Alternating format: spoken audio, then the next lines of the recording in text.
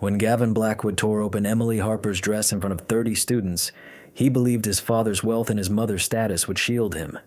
He was mistaken. Within exactly 4 minutes and 23 seconds, this unassuming literature teacher dragged him across the gym floor using his own designer belt, while every phone in the school captured the moment. What unfolded afterwards sparked a federal inquiry that transformed American schools forever. Perhaps you kept everything hidden, longing for someone to understand your silence. Maybe you bore the burden alone, hoping someone would simply stay. Here, you're no longer alone. This is JS Stories, where unheard voices rise and pain becomes power. If something inside you has remained unspoken, we are here to hear it. And if you continue to move quietly and courageously forward, thank you for your resilience. The morning of October 15th began like any other Tuesday at Riverside Prep Academy, except for a new teacher passing a zero-tolerance bullying poster with trembling hands. Emily Harper had worked at the prestigious private school for exactly 1 week, and already grasped why 3 English teachers had quit before her. The irony of that poster was not lost on her as she fumbled with her keychain, her fingers brushing against a small silver whistle that reflected the fluorescent lights. At 27, Evie had a gentle presence that made students feel safe enough to share their deepest insights about literature. Her chestnut hair was consistently tied back in a no-nonsense ponytail, and her cardigans felt gentle and inviting. Yet what nobody realized, what she had carefully concealed for 3 years, was the true purpose of the whistle she always carried. The corridors of Riverside Prep hummed with the distinct vibe of privileged teens whose families spent $40,000 annually to ignore inconvenient truths. Designer backpacks, expensive cars lined up in the parking area, and a silent social order everyone recognized but dared not mention. Emily Harper had taught at public schools previously, yet this environment was unlike any she had experienced before. Here, wealth did not merely speak, it roared. She was arranging her classroom when she first spotted Sophie Reynolds. The 16-year-old sat isolated in a far corner, her sleeves pulled down to hide what appeared to be finger-shaped bruises on her wrists. Sophie embodied everything Riverside Prep claimed to cherish: intelligence, creativity, subtle beauty, yet she carried herself as if she had mastered the art of invisibility. "Good morning, Sophie," Evie greeted softly as classmates streamed in for the initial period. "How is your poetry assignment progressing?" Sophie's eyes flicked anxiously toward the rear of the room before she replied, "It is fine, Miss Harper. Just working on some personal pieces." That was when Evie caught the laughter, not the joyful sound typical of teenagers, but something colder, more deliberate. She glanced over to find Gavin Blackwood holding the center of attention in the far corner, his tall 6 feet 2 inches stature drawing eyes even while seated. At 18, he had an effortless charm that made others forget he was technically still a teenager. Yet Emily Harper noticed what many missed: the way his left hand instinctively shielded a rugged scar on his forearm when he believed no one was watching. The fleeting expressions of fear that flickered across classmates' faces whenever he spoke. How Brittany Walsh, his so-called girlfriend, subtly flinched whenever his voice rose. "Gavin!" Evie called with her teacher's authority, slicing through his ongoing speech about weekend parties. "Would you like to join our conversation on bravery and literature?" Gavin's piercing blue gaze locked onto her with a calculating look she had seen before. "Bravery, Miss Harper, that's a thought-provoking subject. Which do you think requires more courage, speaking out when you witness something wrong or knowing when to stay silent?" The question lingered like a dare, and the room shifted uneasily as students sensed the hidden threat under his seemingly casual words. Evie found her hand moving toward her keychain without realizing it, her fingers curling around the familiar whistle. "I believe," she answered cautiously, "true bravery means standing up for those who cannot defend themselves, even when it is tough." Gavin's smile appeared, but it lacked any genuine warmth. How noble. Sometimes people need to learn how to defend themselves, don't you agree? Before Evie could answer, the classroom door swung open, and Principal Victoria Blackwood entered the room. At 52, she carried herself with the refined authority of someone who had spent many years mastering the complexities of private school politics. Her silver hair was impeccably arranged, and her suit was expensive enough to cover the salaries of several teachers. "Miss Harper," she said with practiced charm, "I trust my son is conducting himself properly in your class." The emphasis on my son was clear, as was the underlying warning. Evie felt a familiar shiver run through her, the same sensation she had experienced 3 years earlier when influential figures tried to silence her. "Gavin is very involved in class discussions," Evie answered carefully. "Wonderful. I'm sure you realize how crucial it is to keep strong relationships with our families here at Riverside. Some of our students come from highly influential circles."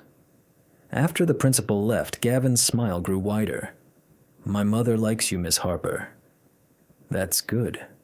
She does not appreciate teachers who create unnecessary trouble." Then the bell rang. As the students began to leave, Gavin hesitated. "I heard about what happened at your previous school. Something regarding accusations you made that could not be verified. That must have been challenging." Evie's blood chilled. She had not shared the story of the incident that forced her to leave her last job with anyone at Riverside. The accusation of sexual assault she had raised against the son of a board member, the blame placed on the victim, and the quiet acceptance that had spared her from losing her job. "I'm not sure what you mean," she replied, although her tone revealed her unease. "Naturally not," Gavin responded with a courteous smile. "I'm convinced it was merely a misunderstanding, the type of thing that might haunt someone if they were not cautious." He was already halfway to the exit when he glanced back. "Oh, and Emily Harper has been struggling with some bullies recently. You might want to watch out for that. It would be awful if something happened to her because a teacher was inattentive." The warning was unmistakable. Evie collapsed into her seat as the classroom cleared, her hands trembling with the realization that she was caught in the same nightmare that had forced her to quit her previous position. Only now, the predator's mother was the one in control. At lunchtime, she found herself in the faculty lounge sitting next to Coach Ryan Mitchell, a 35-year-old former college athlete who had spent 8 years teaching at Riverside. Unlike most staff members, Ryan did not seem daunted by the school's affluent families. "You look like you have seen a specter," he commented, taking a seat across from her with his sandwich. "How well do you know Gavin Blackwood?" Evie inquired softly. Ryan's face grew grim. "Well enough to warn you to stay cautious around him.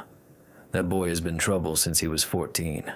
Yet grievances tend to vanish around here." "Vanish? In what way?" "Let us just say Principal Blackwood shows a keen interest in shielding her son's reputation. I attempted to file a harassment complaint 2 years ago when he cornered a sophomore inside the equipment room.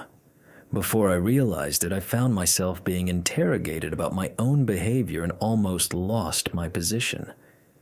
Evie felt a sinking sensation in her stomach. What became of the student? She switched schools halfway through the semester. No one could tell me where she went or why. That afternoon, Evie was grading assignments in her quiet classroom when she overheard voices in the corridor. Through the window of her door, she spotted Gavin and 2 of his friends trapping Sophie near the lockers. The girl's posture clearly showed distress, yet no other adults were nearby. Driven by her instincts as a teacher despite personal apprehensions, Evie stepped out into the hallway. "Is everything okay here?" she asked. "All good," Emily Harper responded without looking back. "Sophie and I were just talking about her creative writing. She has been composing some very personal poetry lately. Haven't you, Sophie?"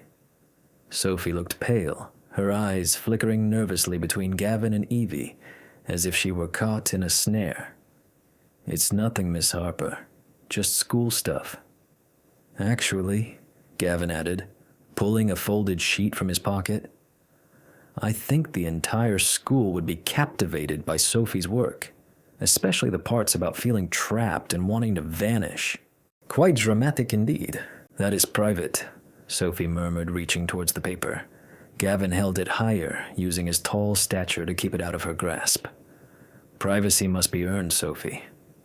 And you have not exactly earned yours, have you, Gavin? Evie said firmly, stepping nearer. Give back Sophie's possession at once. Or else, he challenged, finally facing her. You will report me to my mother. Write me up for discussing literature in the hallway. His friends chuckled, but Evie noticed their nervous glances around. They were in a public space, visible to anyone passing, yet the hallway remained empty, as though students had learned to steer clear of this corridor when Gavin was in charge. I will ask you once more. And I will say it again, Gavin, Evie interrupted, moving close enough to catch the scent of his costly cologne. This is not your classroom, Miss Harper. Different rules govern out here. He towered over her by nearly 1 foot and probably weighed 60 pounds more. His friends stood at his sides, forming a quiet blockade between Evie and any potential escape. It was a classic intimidation move, one that appeared as mere teenagers talking if a teacher walked by. But Evie knew how to read these signs in the worst light. The formation, the posture, the way they isolated their target. Her fingers found the whistle on her keychain, and for a moment, she was transported back. In that dorm room 3 years ago, frozen with fear as influential people decided her destiny. Please. Sophie's voice pierced the memory, fragile and pleading. Just return it. Certainly, Gavin replied with feigned kindness. Then with intentional cruelty, he ripped the paper into 2.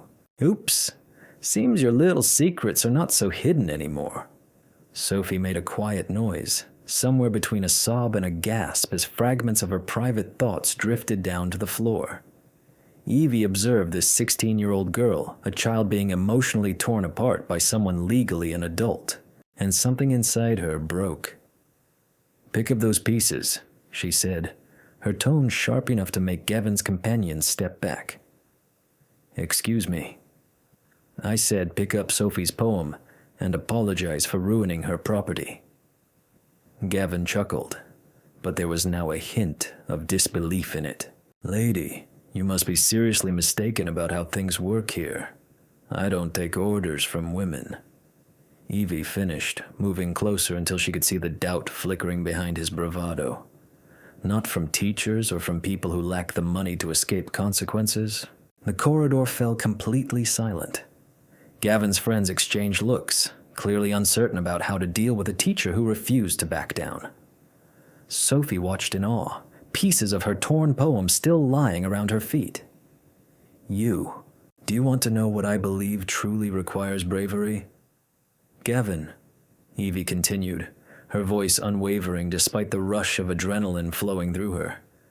Facing down bullies who think their parents' wealth places them above the rules, defending those children who cannot defend themselves, and most importantly, never allowing predators to act as if they will escape unpunished. Gavin's expression shifted rapidly through surprise, anger, and possibly fear. Predators. Lady, Evie whispered quietly, you must be out of your mind if you believe I am afraid. I think you understand perfectly who you are, and you're terrified that someone has the guts to expose you at last. For a moment, the teenager's composed facade vanished entirely. Evie caught a glimpse of something unfiltered and desperate in his eyes, the look of a person whose carefully built world was beginning to fragment. But then the mask returned, even more firmly than before. You do not realize who you are dealing with, he said in a low, menacing tone. My mother controls this school. My family donates more in 1 year than you will ever earn in a lifetime. You think you can come here and play the hero, but you are just another teacher who will be gone before Christmas. He moved closer, close enough that Sophie leaned against the lockers behind her. "When you leave, Miss Harper, Sophie will remain here with me.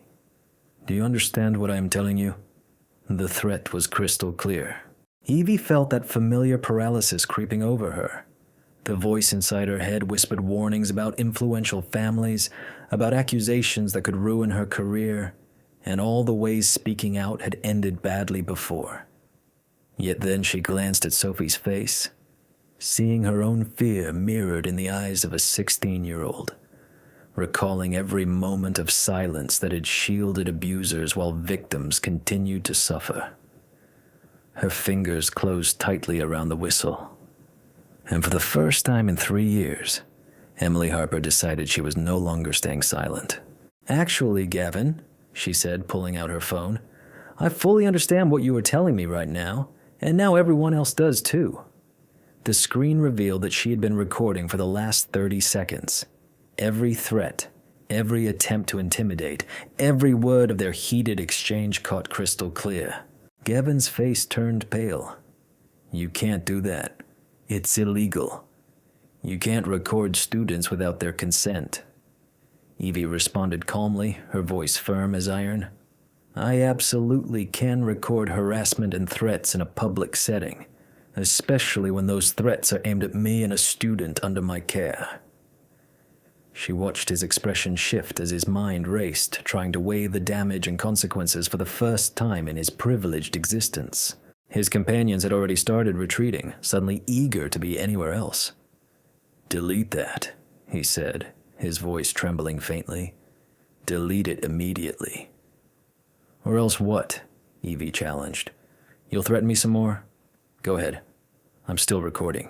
For a long moment, the corridor remained completely quiet except for the faint sounds of ongoing classes in the distance.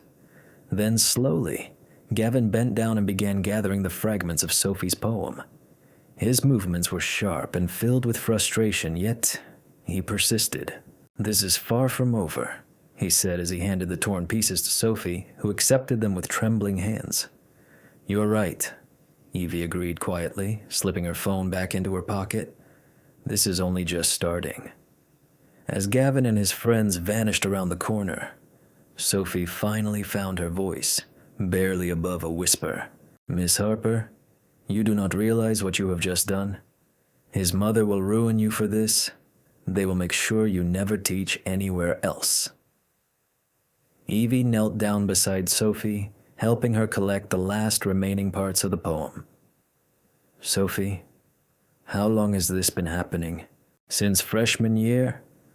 "Yes, but it has gotten worse recently, ever since his football injury," Sophie replied hesitantly, as if she revealed too much. "The injury, the mark on his arm. He was supposed to earn a scholarship to Notre Dame, but the doctor said he will never play again. His mother has been pushing him hard to excel in different areas, to assert dominance instead." Suddenly the pieces came together in Evie's mind. The injury that ended his sports dreams, the mother's suffocating control, and the urge to dominate others as a way to regain lost power. It did not justify his actions but offered clarity, and understanding was the crucial first step toward finding a solution. "Sophie," she spoke softly, "I want you to understand that what you are experiencing is not normal. It is not something you must accept, and you are no longer alone." Tears welled up in the girl's eyes. "But his mother runs the school. Who will stand by us against her?" Evie rose up, helping Sophie to her feet. "Sometimes, Sophie, the key is not whether others believe you, but whether you possess the proof that makes belief irrelevant." As they headed back toward the classroom, Evie's phone vibrated with a message. The number was unknown, yet the words chilled her to the bone. "You just made the biggest mistake of your life. Some teachers find out the hard way that certain students cannot be touched. Hope your recording was worth losing your career." Yet for the first time in 3 years, Emily Harper did not feel fear toward threats from those in power. She felt rage. And rage, she began to recall, was far more powerful than fear. The real fight was just starting, and this time, she planned to speak out loud and clear. The gym was crowded for the compulsory assembly that Principal Blackwood had organized that afternoon, officially about upholding school rules and proper ways to communicate, but everyone was aware it was really about the hallway incident that had quickly become the talk of the entire student body. Evie sat among the other staff members, tense and ready, watching as the students streamed into the bleachers, their energy buzzing with the unmistakable excitement of teenagers who sensed something dramatic was about to unfold. She spotted Sophie sitting alone in the center section, still tightly holding the taped-together pages of her poem. Gavin was commanding attention from the top row, surrounded by his usual group, but his posture seemed different, more rigid and restrained. The principal's voice boomed through the gym's speakers, capturing the focus of both students and staff. "We are gathered here today to address troubling incidents involving inappropriate behavior and misunderstandings about the necessary boundaries between teachers and students." Emily Harper felt the weight of every gaze in the room fixed firmly on her. The implication was unmistakable. She was being singled out as a warning about crossing the line. "At Riverside Prep, we uphold the highest standards of respect and professionalism," the principal continued, emphasizing that some situations can be more complicated than they first seem, and that rash decisions often bring regrettable outcomes. It was a brilliant delivery. Without directly naming anyone or confessing fault, Principal Victoria Blackwood made it clear to the whole school that Emily had misunderstood the situation involving her son, and that no further meddling would be tolerated. Yet as the principal spoke, Emily noticed something unusual. A junior student named Marcus Johnson in the front row had his phone strategically aimed, capturing the entire scene. Positioned at precisely the correct spot to capture the entire event, his movements were discreet and highly skilled, as if he fully grasped the significance of preserving evidence. This is precisely why Principal Blackwood insisted that any member of the staff who believes they have observed misconduct should use the proper procedures instead of taking independent action. Secret accusations and covert recordings are not the method for resolving disputes at this school. Those words struck their mark. Evie felt warmth flood her cheeks as murmurs spread through the stands. Students whispered and gestured. Some showed sympathy, while others seemed amused by the unfolding drama. At that moment, Gavin rose to his feet. "Principal Blackwood," he called, his voice echoing clearly across the gym. "I want to respond to the allegations made against me." His mother's face shifted from surprise to worry. This was not how she had imagined things would go. "Gavin, I don't believe you should." "No, Mom. Principal Blackwood, it's necessary that everyone understands exactly what occurred today." He started moving down the bleachers, drawing every gaze in the room. Evie's heartbeat quickened as she realized she had no clue what he was about to do. "The truth is," Gavin declared as he reached the floor of the gymnasium, "Miss Harper was entirely justified in stepping in when she saw me damaging another student's belongings.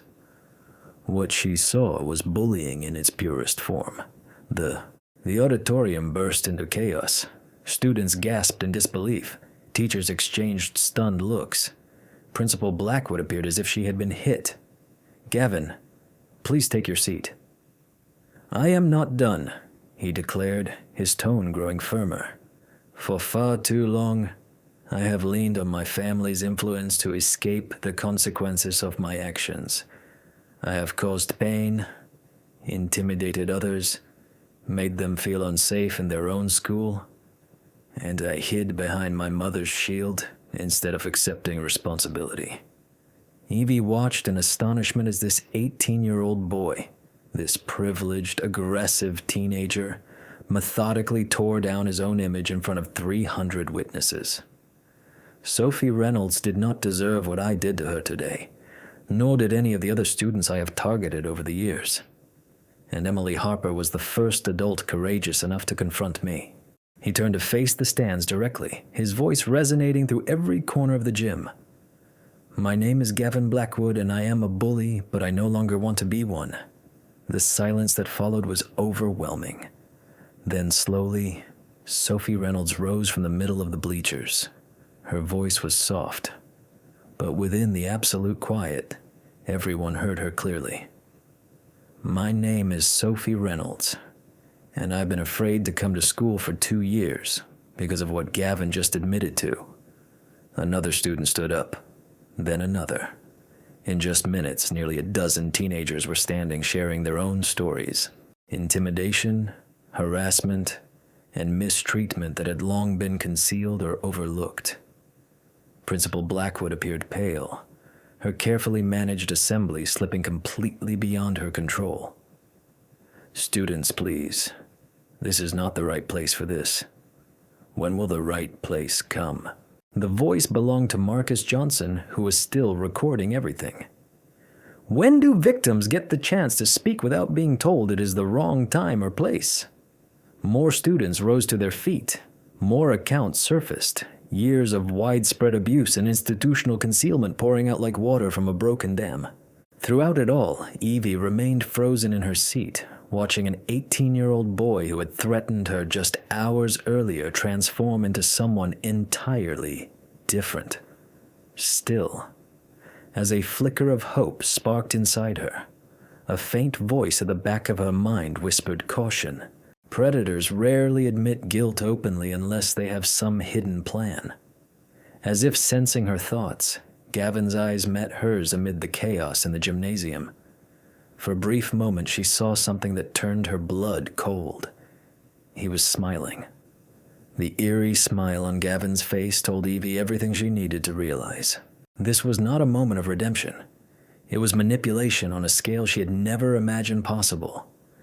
As students kept sharing their experiences of abuse, she saw him position himself carefully near the exit, his demeanor shifting from seemingly remorseful confession back to calculating predatory intent.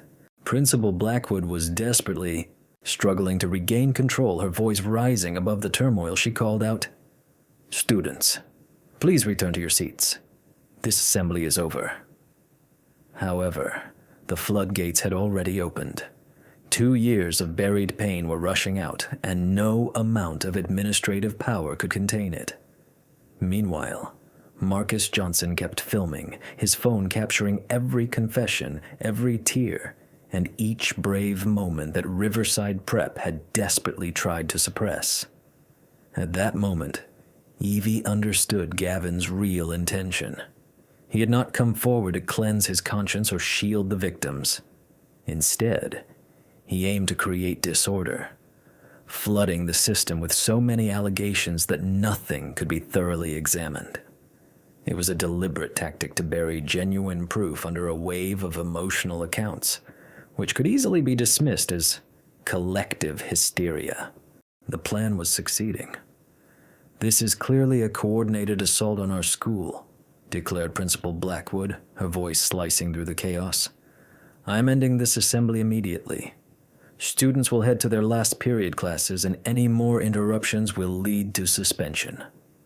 Teachers started guiding students toward the exits, but the atmosphere had changed. Quiet conversations continued, urgent whispers exchanging phone numbers, and for the first time in many years, victims were connecting.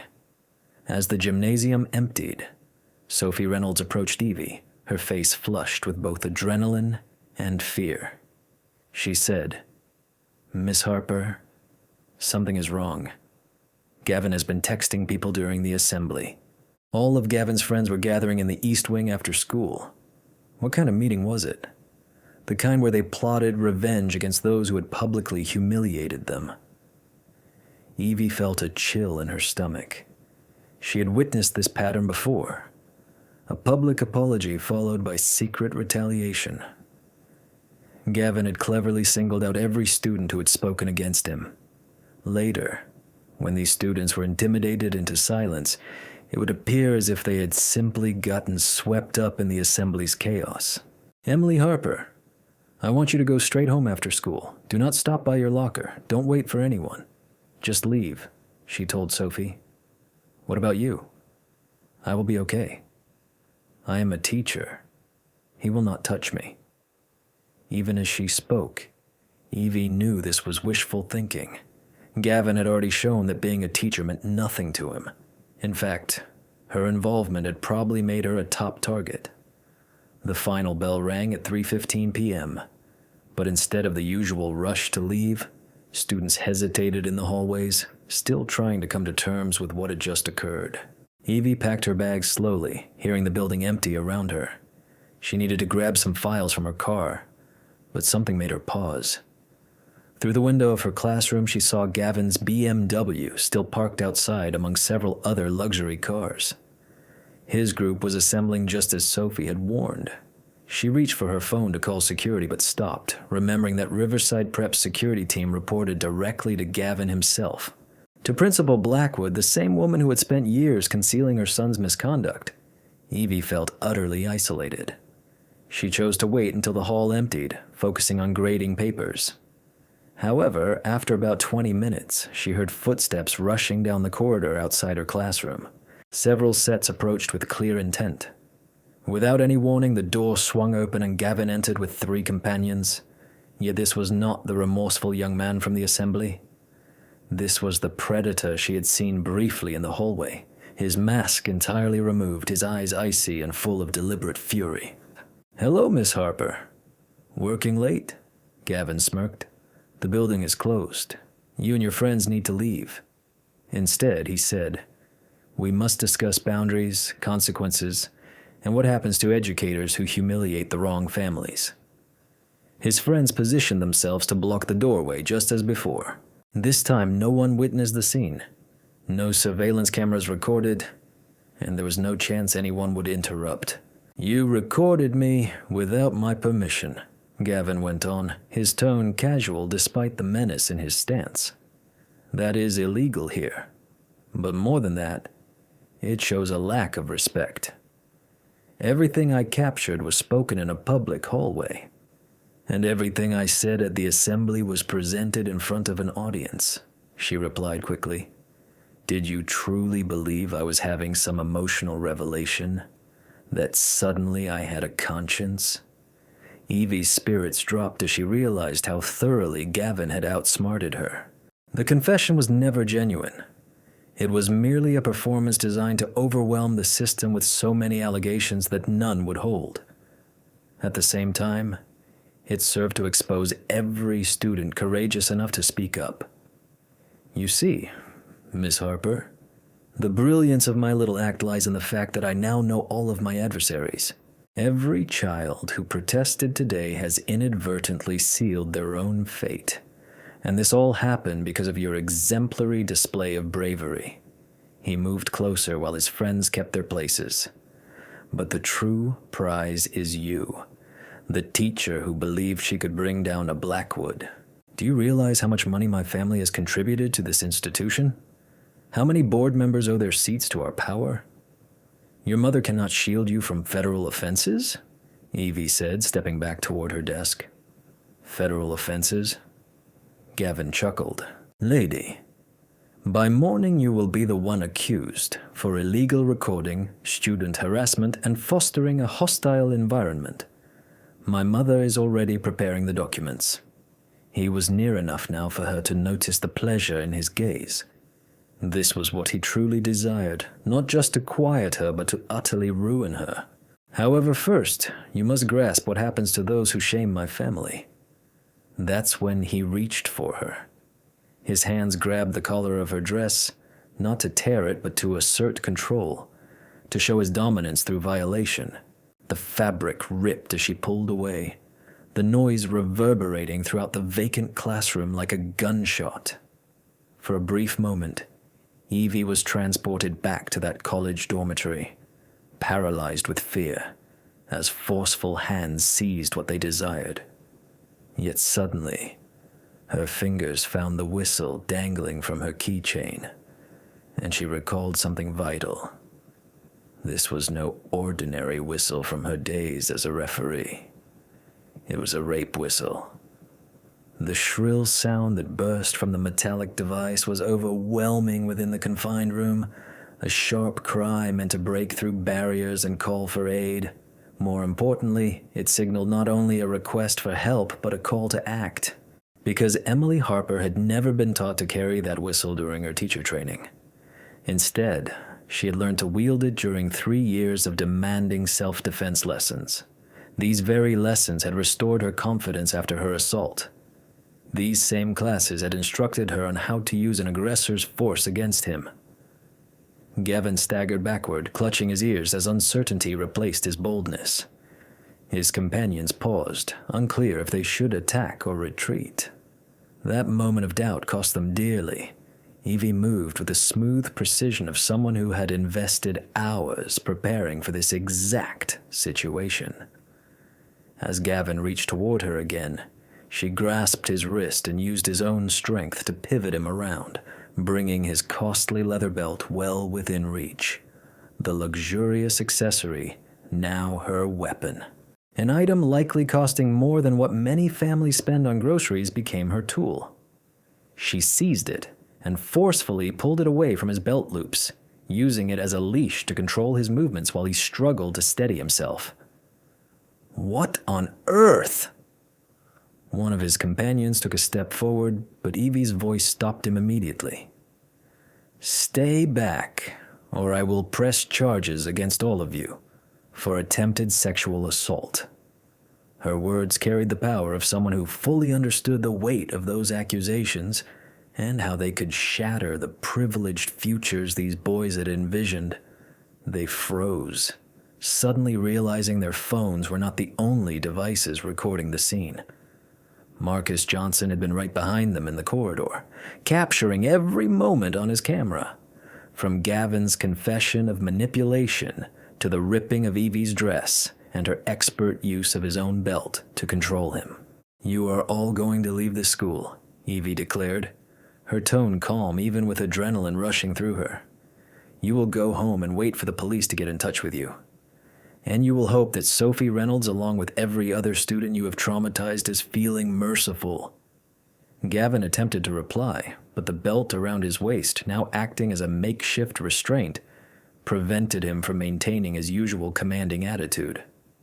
This is not finished, he gasped. You are completely right, Evie responded, pulling out her phone to show him Marcus's live broadcast, which already had. The number of viewers surpassed 1,000 and kept increasing swiftly. But not in the way you imagine. Within moments, the video spread everywhere, not only on Marcus's social networks, but it was shared on all platforms by students who had waited for years for someone to confront Gavin Blackwood. The hashtag #BeltJustice started trending in less than an hour, but the real impact arrived far more quickly than online popularity. By 6 o'clock in the evening, the FBI had launched a federal inquiry into civil rights abuses at Riverside Prep Academy. By 8 o'clock, Principal Victoria Blackwood was placed on administrative leave, while a thorough review of the school's disciplinary policies was underway. By midnight, 3 additional private schools in the district faced similar probes as more victims gained the bravery to speak out. Sophie Reynolds emerged as the symbol of the movement. Her poetry about overcoming abuse deeply resonated with millions who bore comparable wounds. She went on to start a non-profit helping young survivors find their voice and obtain legal aid. Marcus Johnson turned his viral footage into a career in investigative reporting, focusing on revealing institutional cover-ups of sexual misconduct. His documentary on the Riverside Prep case earned a student Emmy and ignited nationwide discussions about power imbalances in private education.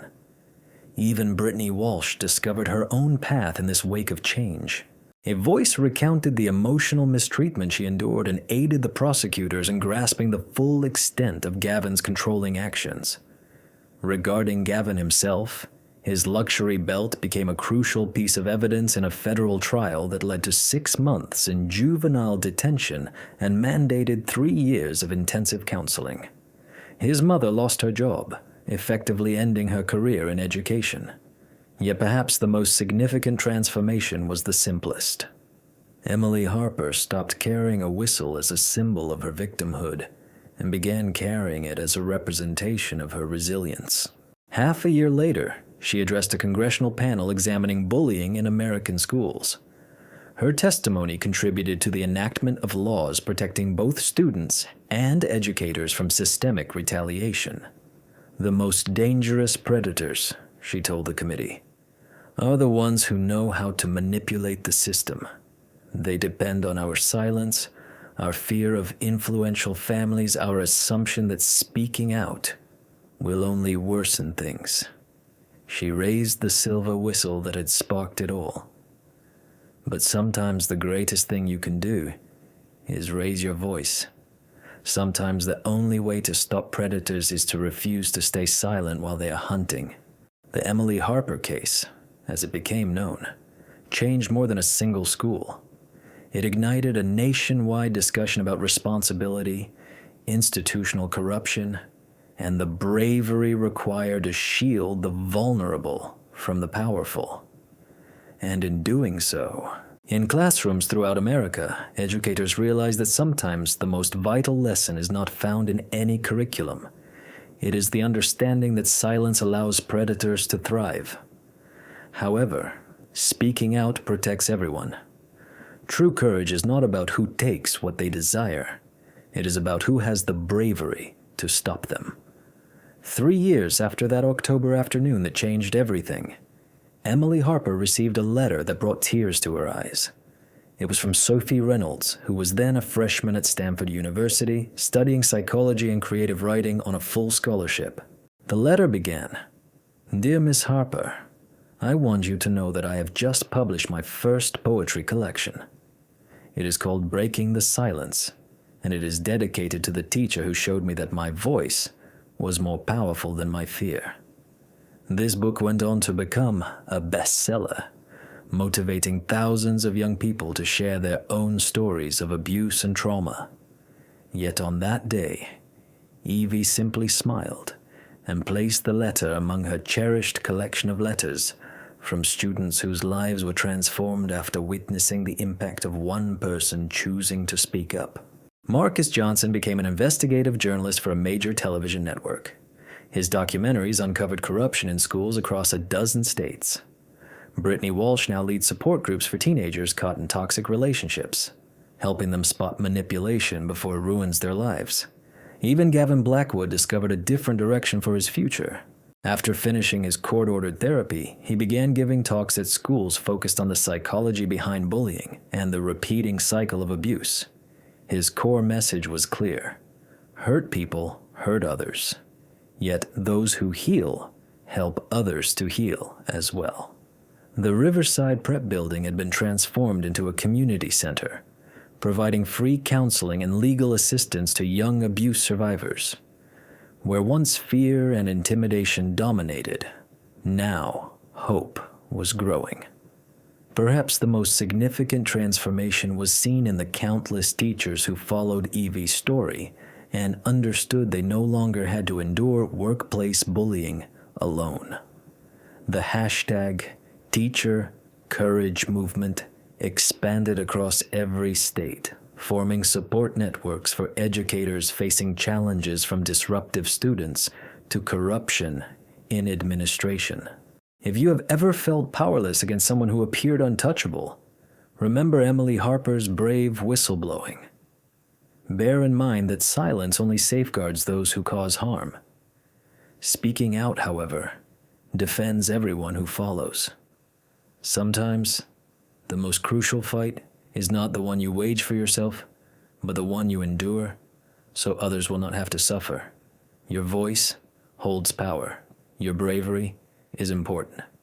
Somewhere, someone awaits your example to realize that standing up is possible. Thank you for tuning into JS Stories, where muted voices find strength and pain is changed into purpose.